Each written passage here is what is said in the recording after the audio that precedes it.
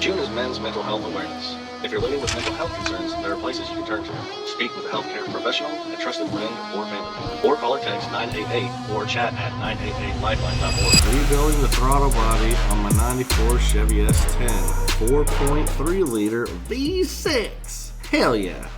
In my 9th episode, we did a tune-up on my S10, and everything was great. But, new problem arose. Now we were running rich. Way too rich. Okay, so the first thing you're going to want to do is take your air cleaner off. And after that, we need to go ahead and disconnect the wires to the injectors. Those come off real easily. You just kind of like that. Squeeze the top, pull them off. The fly is on the lens. I better got him. Where were we? This is some bolt. There it goes. Little barb there that holds all that on. Take the throttle cable off. My GoPro died before I actually pulled it off. It's 2 pieces, and when you squeeze it and pull back on the one, it unlocks it. That way you can slide it off of the actual throttle body and pull it to the side. It's a kick down cable. It's got a bracket it's got attached to, and kind of has this is a horrible picture.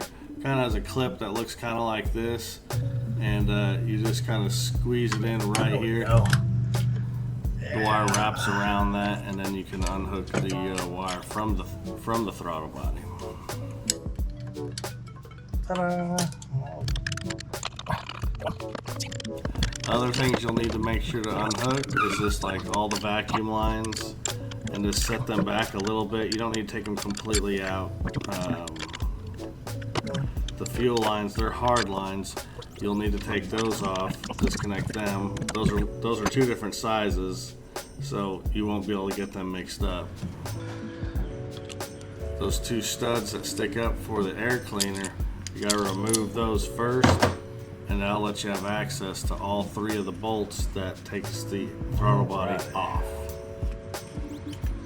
Alright, that should be all. Hold that up. Oh, damn.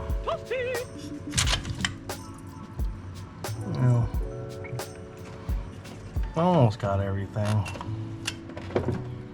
Hey, look at that.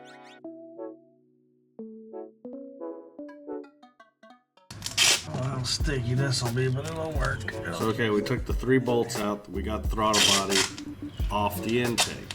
We'll cover the hole on the intake so nothing gets in the motor while we're working at the bench. Perfect.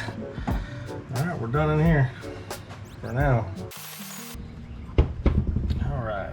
The other good reason why I'm glad we went ahead and took the whole thing off, the gasket failed on the driver's side where it made it to the intake. That would definitely play a factor in it not running very well. So you're at your workbench, you want to make sure your area is nice and clean. First thing you want to do is grab you a piece of cardboard. I use the cardboard to draw off each piece that I'm taking off. You're going to want to make sure these are all separated and organized correctly, exactly where they go, because some of them are longer and some of them are shorter. And sometimes there's like a double purpose for them. So you don't want to put the wrong bolt in the wrong spot. The more organized you are as you're taking it apart will benefit you when you go back to put it together for when it comes to looking and searching for stuff. You'll know exactly where everything needs to go. Now we need to go ahead and take off both the fuel inlet and outlet.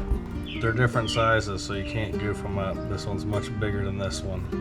So the first 3 bolts takes and removes the injector assembly off of the intake man, off of the throttle body. Put that one in here. That one there.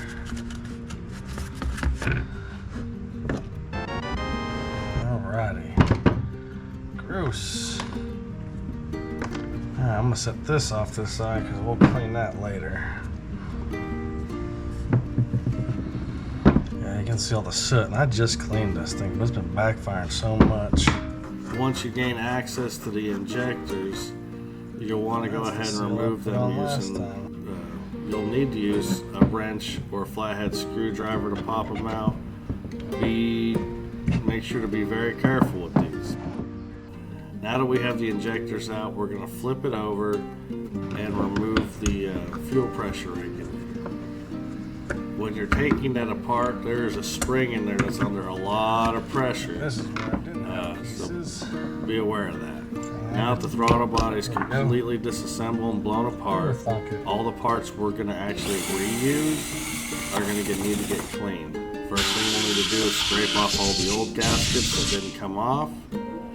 And once those are all off, then we can actually use chemicals to clean them. I got this big old bucket of Chem Dip from O'Reilly's.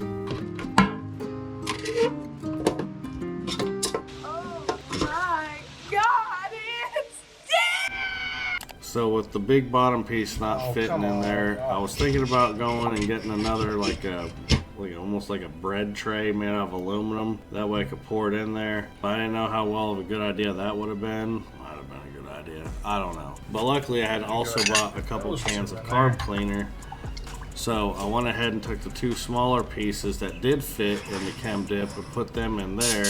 And I sprayed down the bottom half and it cleaned it pretty good. Once I pull the other pieces out, I rinse them off with water as it instructs you to do. Warm water, as a matter of fact. Scrubbed them all up and they turned out like this. So now that I got everything that I'm reusing laid out, Screws. Now we can put the gasket kit out there and start reassembling everything a piece at a time. We're just going to put it back together the same way we took it apart, in reverse order. The first thing I reinstall is the injectors. I don't think I did those right last time, and I confirmed it because both of those metal rings, those weren't still in it when I took it apart, so I forgot those pieces. But we went ahead and replaced the screens and both seals on both of them, and the washer. Now it's a really tight fit, as I just caught a little diode electric grease, and just put a little bit of that on each of the O-rings, and it helped that sucker just slide right in. That. Like it was meant to be. Almost made me look like a professional. Once the injectors were in, then it was time to do the fuel regulator. This is where I found something really cool in the kit. It'll come with two bolts that are extremely long. So once you got two of them started, you could start tightening it all the way down and then add the other two once they reach. And then once those are tight, you pull the long ones out and put the correct ones in. Did I say that as simply as possible? I hope so.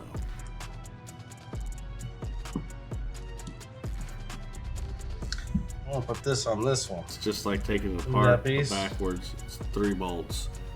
I put it right there. And you put this piece right there. There's nowhere in this diagram for these things. They're like itty bitty little screens. It's not getting it. Well, let's put this on and then we'll see. Let's put these on starting in the middle. If I remember correctly, these are different sizes.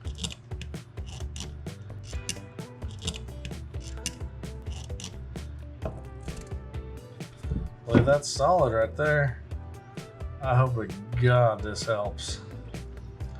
So here's the rest of the throttle body, and I already put the throttle positioning sensor on, and the idle control valve is in there.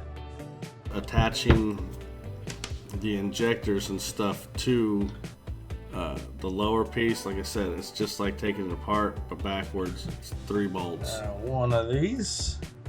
There we go. Well, it looks like a new carburetor.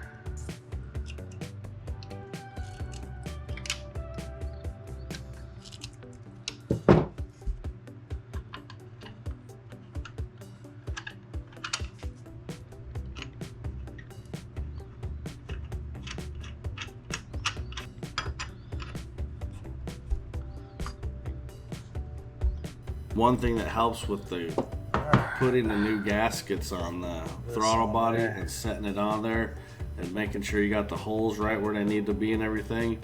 Same thing with like I did with the rings. You just put a little diode electric grease on them and then stick it down, and that'll help it stay still. You don't want to put gobs of it on. You're not making a sealer out of it. You're just putting just enough on there to make the gasket sticky. Let's get back to the truck. Now we're ready to take the throttle body and put it back on the intake.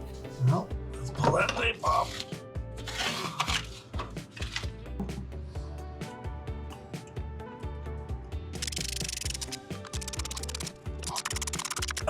So we hook up the fuel lines, the vacuum lines, and all the throttle linkage back up.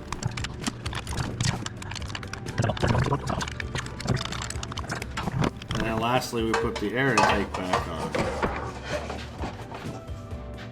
And I don't know who else agrees with the whole flip lid, but it won't give you a lot. It's not going to give you horsepower or anything. The only thing I've noticed is it gives you a really good, gives you a better throttle response. That's all I get out of it.